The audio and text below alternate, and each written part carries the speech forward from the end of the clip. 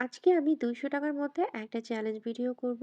তার জন্য আমি সন্ধ্যাবেলায় তালতলা মার্কেট চলে আসি। যেহেতু আমি ৳২০০ র মধ্যে খাবার খাবো, তার জন্য বেস্ট একটা প্লেস হচ্ছে তালতলা মার্কেট। আর এখানে কম দামে অনেক ভালো, ভালো খাবার পাওয়া যায়। যেহেতু আমি শীত উপভোগ করতে বের হইছি, এইজন্য আগে আমি পিঠা দিয়ে শুরু করব। তার জন্য আমি ডিরেক্ট পিঠার দোকানে চলে আসি। এসে দেখি এইখানে গরম, গরম পিঠা ভাজা হচ্ছে। শীতের মধ্যে গরম, গরম ধোঁয়া উড়ানো পিঠা খেতে কিন্তু অনেক মজা লাগে।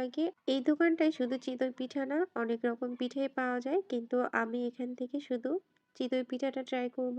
মাত্র ৳১০ র পিঠার সঙ্গে দেখেন তারা কত রকমের ভর্তার আয়োজন করে রাখছে। এই ভর্তাগুলো খেতে হলে আপনাদের ৳১ ও দিতে হবে না। এই ভর্তাগুলো তারা ফ্রিতেই দিয়ে থাকেন। এই দোকানের ভিড়টা যদি আপনাদেরকে একটু দেখাই, দেখেন শুধু আমি না, অনেকেই আমার মতো শীত উপভোগ করার জন্য এই গরম, গরম পিঠা খাওয়ার জন্য চলে আসছে। কিছুক্ষণ অপেক্ষা করার পর আমাদের পিঠা চলে আসে আর আমি ২ টা পিঠা অর্ডার করি। যেহেতু আমার সাথে আমার ছোট বোন ছিল, একটা ওর জন্য আরেকটা আমার জন্য নেই।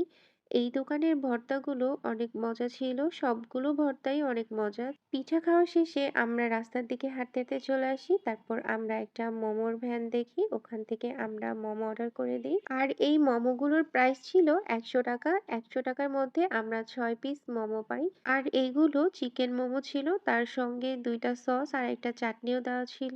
একদিকে গরম, গরম মোমো, আরেকদিকে কনকনে শীত। ২ টা মিলিয়ে মোমোর স্বাদটা যেন আরো দ্বিগুণ বাড়িয়ে দেয়। যেদিন থেকে আমি আমাদের এলাকার মোমোটা খাই, সেদিন থেকে আমি বাইরের মোমো খাওয়াটা যেন ভুলেই যাই।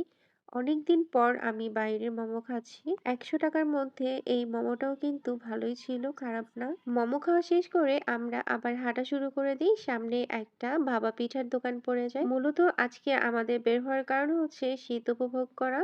আমরা তাই ঘুরে, ঘুরে খাবার খাচ্ছি। যারা অনেক টাকা খরচ হবে ভেবে ঘরে বসে থাকেন, তাদের জন্য আমার আজকের ভিডিওটা করা। অল্প টাকার মধ্যেও কিন্তু ভালো একটা দিন উপভোগ করা যায়। ভালো একটা সময় কাটানোর জন্য ভালো একটা দিন দেখতে হয় না, ভালো একটা মন থাকতে হয়। যাই হোক, কথা বলতে, বলতে আমাদের পিঠাটা হয়ে যায় আর এইখানে আমরা একটা পিঠা অর্ডার করে দেই।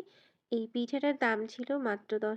৳১০ র মধ্যে মোটামুটি ভালোই এখানে গুড় আর নারিকেল দেওয়া হইছে। আর পিঠাটাও একদম পারফেক্ট ছিল। যে কয়দিন ঠান্ডা থাকবে আপনারাও চাইলে আপনাদের বাসার আশেপাশে এরিয়াতে এভাবে ঘুরতে পারেন। তবে বের হওয়ার আগে অবশ্যই গরম কাপড় পরে বের হবেন। পিঠা খাওয়া শেষ করে আমরা আবার তালতলা মার্কেটের ভিতরে ব্যাক করি। তালতলায় আসছি আর এই ছোট ফুচকাগুলো খাবো না তা কিন্তু হয় না। এইখানকার ফুচকাগুলো কিন্তু আমাদের অনেক পছন্দের। শুধু আমাদের না, অনেকেরই পছন্দের। তবে আমি যেভাবে আমার জন্য রেডি করতে বলি, ওনাদের কাছে একটা টক মিষ্টি একটা টক আছে, ওইটা দিয়ে হালকা বোম্বাই মরিচ দিয়ে তারপর হচ্ছে ফুচকাটা রেডি করতে বলি। এই হচ্ছে আমার ফুচকা। দেখেন তো কারো লোভ লাগতেছে কিনা দেখে। দেখে লোভ লাগলে আমার কিছু করার নাই। খেতে হলে অবশ্যই এখানে আসতে হবে। ও আচ্ছা, আমি তো ফুচকাটার দাম বলতেই ভুলে গেছি। অনেকে অবশ্য জানেন, তারপরেও যারা জানেন না তাদের জন্য বলে দিচ্ছি।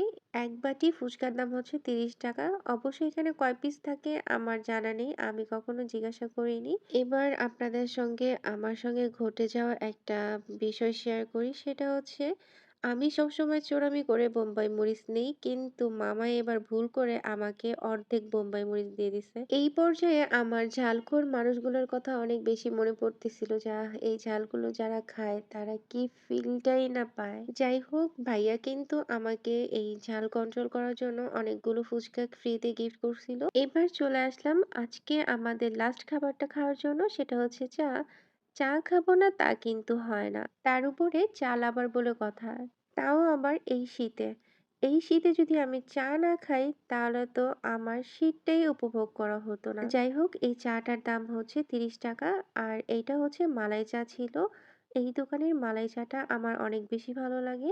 তাই আমি মালাই চাটা অর্ডার করি। এবার আসেন আমরা টাকার হিসাবটা করি। যেহেতু আজকে আমি ৳২০০ র মধ্যে খাবার কমপ্লিট করতে চাইছিলাম। কিন্তু এই ৳২০০ র মধ্য থেকে আরো ৳২০ কিন্তু আমার বেঁচে যায়। আজকের ৳২০০ চ্যালেঞ্জের ভিডিওটা আপনাদের কাছে কেমন লাগছে কমেন্ট করে কিন্তু অবশ্যই জানাবেন।